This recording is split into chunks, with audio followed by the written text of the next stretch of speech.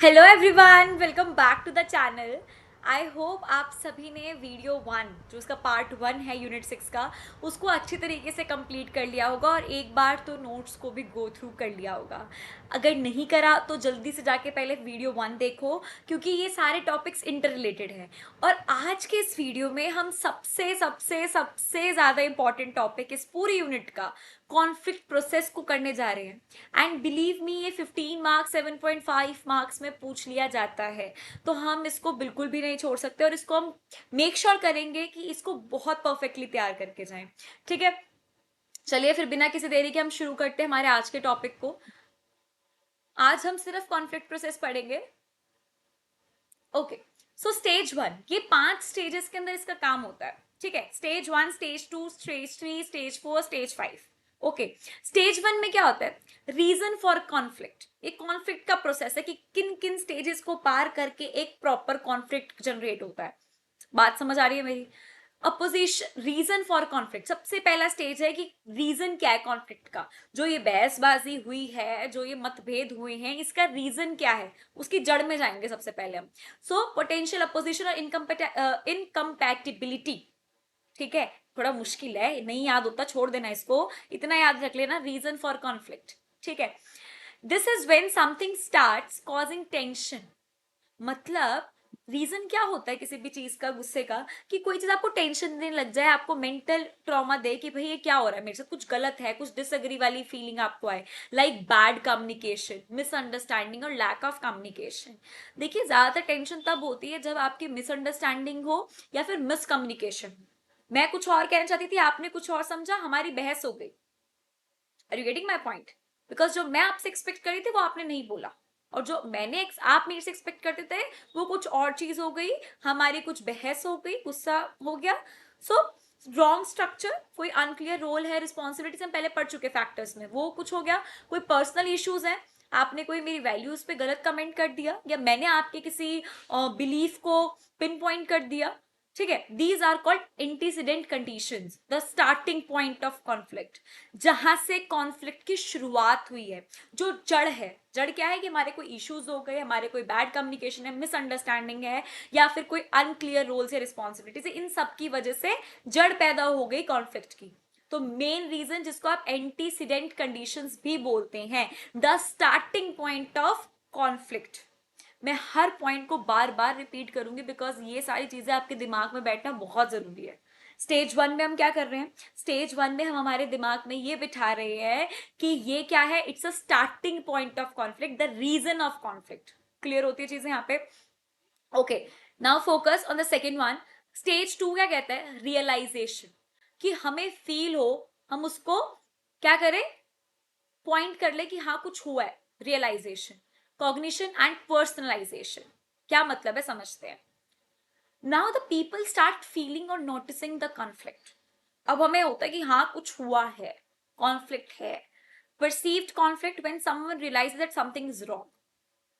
उन्होंने मेरे से ऐसे बात करी, दैट हर्ट्स मी, ऐसे बात नहीं करनी थी, और मैंने उनको जो बोला वो मेरे को कभी रियलाइज नहीं हुआ, क्योंकि वो सामने वाले को रियलाइज होगा, हमें कभी अपनी गलती महसूस नहीं होती। लेकिन जो उसने मेरे को बोला वो मेरे को भी रियलाइज हो रहा है, तो मैं परसीव कर रही हूँ that something happened which is wrong. Felt conflict, perceive कर लिया कि हाँ कुछ हुआ है। Then felt when someone becomes emotionally upset और स्ट्रेस्ड, तब हम कहेंगे कि हाँ इसका कुछ हुआ है। आपने बहुत बार नोटिस करा होगा, आपके स्कूल में कोई लड़ाई होती है, घर पे आते हो तो आपकी माँ उसी टाइम आपको कहती है किससे लड़ाई करके आया, क्या हुआ, मूड खराब लग रहा है। So when someone becomes emotionally upset or stressed, that means something happened related to any conflict with someone or something else. This is where the conflict becomes real in the mind and heart. तब आप उसको feel करते हो, perceive करते हो कि मेरे साथ कुछ हुआ है, मेरे दिल दिमाग में वो चीजें घूमती रहेंगी। अगर आपके साथ किसी का कुछ भी होता है तो वो चीज आपके दिमाग में मतलब रिपीटेडली आती ही रहती हैं। This is a second stage, the realisation. First one is a reason, second one is a realisation, कि अब आपको फील होना शुरू हो गया है, आप परसीव कर चुके हैं कि कुछ ना कुछ तो गड़बड़ है दया। ठीक है, उसके बाद थर्ड स्टेज क्या है? आई होप दो स्टेज तो समझ आ गई होंगी। तीसरी स्टेज है, अब आपको रियलाइज तो हो गया है कि मेरे साथ कुछ है जो कि बहुत गलत हुआ है, और I am not feeling good. ठीक है, आप इमोशनली अपसेट हो और सब कुछ। Now the point comes, what to do, क्या करें। क्या आपकी इंटेंशंस हैं? At this stage the person decide how to react. देखो आपको पता, रीजन आपका जो भी था, फिर आपको रियलाइज भी हो गया। Now this is a time to take action कि अब आप क्या करोगे, कैसे उसको सॉल्व करोगे, इग्नोर करोगे, एक्सेप्ट करोगे, क्या करोगे। So there are 5 ways people usually handle conflict. ये 5 ऐसे वेज है जो कि जो आम आदमी है इनमें से ही कोई 5 में से कोई एक चीज करते हैं कॉन्फ्लिक्ट को हैंडल करने के लिए। जो ये 5 है ना, जो आपको सामने दिख रहे हैं, याद नहीं होते, रट्टाफाई कर लो, मग अप कर लो, because this is really very important. मैं बार बार कह रही हूँ, PYQ में क्वेश्चन दिखाऊंगी, ठीक है। सी सी सी सी सी सी ए ए, ऐसे याद कर लो, सी सी ए सी सी सी ए या ए सी सी सी, ठीक है, किसी भी तरीके से मर्जी है तुम्हारी। सबसे पहले competing, I want to win. Compete करते हैं, उसने मेरे को कैसे कह दिया, मैं कम हूं किसी से, लड़ जाऊंगी भिड़ जाऊंगी लेकिन अपने आप को जिता के मानूंगी। कंपीटिंग वाली फीलिंग ज्यादातर लोगों के अंदर ये होती है। Okay, this is competing, I want to win. इस तरीके से कॉन्फ्लिक्ट को हैंडल करेंगे कि अगर कुछ बहसबाजी हुई भी है तो मैं अपनी बात को आगे रखूंगा, आई वॉन्ट टू विन, मैं जीत जाऊंगा, कॉन्फ्लिक्ट खत्म। मैं अपने पॉइंट को ये मतलब सबके सामने दिखा दूंगा, प्रूफ दे दूंगा कि I was the one who was correct, ठीक है। इस तरीके से कॉन्फ्लिक्ट हैंडल हो जाएगा। Second one is collaborating, let's solve this together. ये बहुत कुछ सियाने लोग करते हैं कि आओ मिल बांट के कुछ कॉम्प्रोमाइज, चल कॉम्प्रोमाइज नेक्स्ट, सॉरी, कोलैबोरेट कर लेते हैं, अपनी आप अपनी कहो मैं अपनी कहूंगी और मिल बांट के अपनी चीजों को सॉल्व कर लेते हैं। Let's solve this together. Compromise का क्या मतलब होता है, लेट्स गिव एंड टेक।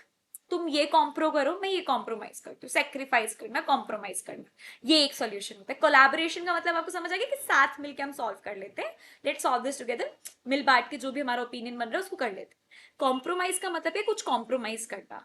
अगर आप ये चीज कॉम्प्रोमाइज कर रहे हो, आप ये बात अपनी हटा रहे हो कि हाँ मैं गलत था, सॉरी हूँ, तो मेरे को भी, आप मेरे से भी कुछ एक्सपेक्ट करते हो कि ये भी कुछ कॉम्प्रोमाइज करे, ये भी कहीं झुके, ठीक है, कि ये तू गलत थी, यहाँ पे भी तो झुके और मेरे को सॉरी बोले, ठीक है। So that is what let's give and take वाला सिचुएशन कॉम्प्रोमाइजिंग में। अवॉइडिंग मीन्स व्हाट, ये तो बिल्कुल ही जो संत महात्मा लोग होते हैं ना वो ऐसा करते हैं। Avoiding, I don't want to talk about it, हो गया, वो मेरे से नाराज है, रहे, कॉन्फ्लिक्ट हो गया है, बहस हो गई है, it's okay, it's fine, I am happy. Avoiding, okay. Last one is accommodating, you go ahead, I will adjust, तुम जाओ मैं एडजस्ट कर, दैट इज अकोमोडेटिंग। कौन करता होगा ऐसा, करते भी हैं लोग, because these are the 5 things which people usually do. Okay, accommodating, you go ahead, I will adjust, मैं देख लूंगा, ठीक है। सो ये 5 ऐसी चीजें हैं जो कि आपके कॉन्फ्लिक्ट को, मतलब आपका जब ऐसे कोई कॉन्फ्लिक्ट है तो उसको इस तरीके से आप हैंडल कर सकते हैं, इन 5 में से किसी भी वे को अपना के, बेशक वो कंपीटिंग हो, कोलैबोरेटिंग हो, कॉम्प्रोमाइजिंग हो, अवॉइडिंग हो और अकोमोडेटिंग। 5 चीजें याद कर ली अपने। First one is compromising, sorry series wise चलते हैं। First one is competing, collaboration, compromising, then avoiding and accommodating. मेरे को भी याद हो गया, आपको भी हो जाएगा, कोई दिक्कत नहीं है, ठीक है। तो एक बार इसको मतलब से समझेंगे। मैंने जो एक लाइन यहाँ पे लिखी है ना, ये स्पेसिफिकली इसलिए लिखी है क्योंकि ये पढ़ते आपको पता चल जाएगा कि किसका मतलब क्या था। Okay, this is stage 3। उसके बाद स्टेज 4 क्या कहता है, एक्शन टाइम। अब आपका बिहेवियर, कि आपने उधर ये तो सोच लिया कि आपको करना क्या है, व्हाट टू डू, लेकिन अब एक्शन की बारी है, ठीक है। एक्शन में क्या होगा, आपका बिहेवियर की बात करते हैं कि आप किस तरीके से बिहेव करोगे। Now the conflict becomes visible, we know people show their reaction through words और एक्शंस। अब अगर आपका मन में ख्याल है कंपीटिंग वाला, तो अब आपके जो एक्शन होगा वो, जैसे मैंने उस टाइम रिएक्ट करा था, बिल्कुल सेम वैसा होगा, गुस्से वाला, कि चलो मैं अपनी बात रखूंगा, एंगर है और सब कुछ है, ठीक है। तो अब ये एक्शंस की बात कर रहे हैं। दिस इंक्लूड्स ओपन आर्ग्यूमेंट्स और साइलेंट ट्रीटमेंट। साइलेंट ट्रीटमेंट कौन करेगा, जिसने अवॉइडिंग वाले फेस को चुना है, ठीक है। व्हाट टू डू में उसने किसको चुना है, अवॉइडिंग को, वो साइलेंट ट्रीटमेंट देगा, ये उसका बिहेवियर होगा। अब मैं आपको एक चीज समझाती हूँ यहाँ पे, जिससे कि आपको चीजें क्लियर हो जाए और कंफ्यूजिंग ना हो। स्टेज 3 में हमने बात करी कि इंटेंशंस क्या होंगे, व्हाट टू डू। अब आपने जब अपनी इंटेंशन समझ ली कि आपको करना क्या है, कंपीट करना है, कोलैबोरेट करना है, अवॉइड करना है, उसके हिसाब से आपके बिहेवियर होंगे, इसलिए स्टेज 4 पे रखा गया है आपके एक्शन टाइम को, कि उसके हिसाब से आप क्या बिहेव करोगे। अगर आपने कोलैबोरेट करना है तो आपका बिहेवियर कैसा होगा, पोलाइट होगा, बातों को सुलझाने वाला होगा। ठीक है, सुलझ आप बैठ के उसको सॉल्व करेंगे। और अगर आपका अवॉइड करने वाला व्हाट टू डू होगा, इंटेंशन होगा, तो आपका बिहेवियर क्या होगा, साइलेंट ट्रीटमेंट, आपस में इंटररिलेटेड। ठीक है, आपको चीज समझ आ रही है? Then we talk about what person does, वो क्या करता है, behaviour. How the other person response, ये भी आपका एक्शन टाइम में आता है। क्या पता आप तो जा रहे हो वहां पे कॉम्प्रोमाइज करने के, लेकिन सामने वाला बंदा रेडी ही नहीं है, अगेन चेंजेस आएंगे आपके अंदर। So these are the points जो कि आप स्टेज 4 एक्शन टाइम में लिख सकते हैं। उसके बाद last one is stage 5, result. Outcome क्या है, बहुत बातें कर ली, लेकिन आउटकम क्या है, कंक्लूजन क्या है। So finally the conflict ends and gives a result. अब आपने देखो सोच भी लिया जड़ क्या है, अपने बिहेवियर, अपना व्हाट टू डू, सब कुछ कर लिया। अब रिजल्ट क्या आता है, रिजल्ट में आपको कॉन्फ्लिक्ट एंड तो देखो करना ही है, बेशक वो अच्छे आउटकम पे हो या फिर वो बैड आउटकम पे हो। Team performance goes down, less cooperation. अगर बैड आउटकम है, आपका कॉन्फ्लिक्ट सॉल्व नहीं हुआ और बुरे नोट पे एंड हुआ है, तो इससे आपकी जो टीम की परफॉर्मेंस है वही नीचे जाएगी, क्योंकि एक आदमी का तो मुंह फूला रहेगा या दो के फूले रहेंगे, कभी भी आपस में ढंग से काम नहीं करेंगे, बात नहीं करेंगे, तो चीजें अपने आप, प्रोडक्टिविटी है वो अफेक्ट करेगी। आपका तो जो बिगड़ेगा बिगड़ेगा, ऑर्गेनाइजेशन का बिगड़ेगा। दैट्स अ मेजर पॉइंट, क्योंकि हम बात कर रहे हैं कॉन्फ्लिक्ट इन ऑर्गेनाइजेशन। क्लियर होती है बात? Second one is good outcome, कि अगर आपका कोई कॉन्फ्लिक्ट था और आपने मिल बांट के जैसे भी उसको सॉल्व कर दिया, तो इससे टीम की परफॉर्मेंस इंप्रूव होगी, बिकॉज अब किसी के बीच में कोई भी मिसअंडरस्टैंडिंग नहीं है, कोई भी कॉन्फ्लिक्ट नहीं है, और बेटर अंडरस्टैंडिंग होगी। अगर किसी की एक बार लड़ाई हो जाती है, उन्होंने सॉल्व कर लेती है, तो उनके अंदर फ्रेंडली नेचर और अच्छा, मतलब मिलनसार हो जाते हैं, बेटर अंडरस्टैंडिंग हो जाती है। सो ये गुड आउटकम है। दो आउटकम ही पॉसिबल है, बैड या गुड, और ये ओवरऑल आपके जो ऑर्गेनाइजेशन है उसकी प्रोडक्टिविटी को अफेक्ट करता है। बैड है तो नीचे जाएगी आपकी परफॉर्मेंस, और गुड है तो आपकी भी और आपकी ऑर्गेनाइजेशन की दोनों की इंक्रीज होगी productivity. I hope it is clear, आपको ये चीजें अच्छी तरीके से समझ आ रही हैं। सो जल्दी से एक रीकैप ले लेते हैं, क्योंकि this is really very important topic जो हमने आज फटाफट से कवर कर लिया है। Stage 1 reason for conflict, second realization, third what to do, fourth action time behavior, and fifth one is result, which is outcome. I hope ये stage 5 तक आप आते आते बोर नहीं हुए होंगे और आपको चीजें समझ आई होंगी। अगर अब भी कोई डाउट है तो बिल्कुल हिचकना नहीं है और कुछ भी टेंशन नहीं है, फटाफट से कमेंट सेक्शन में, ईमेल आईडी पे, इंस्टाग्राम पे, कहीं भी पूछो, लेकिन पूछो, क्योंकि ये चीजें क्लियर होना बहुत जरूरी है। ओके, एंड आई होप आपको चीज समझ आई हो। टेलीग्राम पे आपको सारे नोट्स मिल जाएंगे, बीसीए विद खुशी शर्मा नाम का चैनल बन चुका है, जल्दी जाइए वहां पे उसको ज्वाइन कीजिए। And thank you so much for watching the video को लाइक करें, बहुत सारा प्यार दें, ज़्यादा से ज़्यादा शेयर करें, कमेंट करें, एंड सबसे इंपॉर्टेंट सब्सक्राइब करना तो बिल्कुल भी ना भूलें, और अपने सारे फ्रेंड्स के साथ वीडियो को शेयर करें। बाय।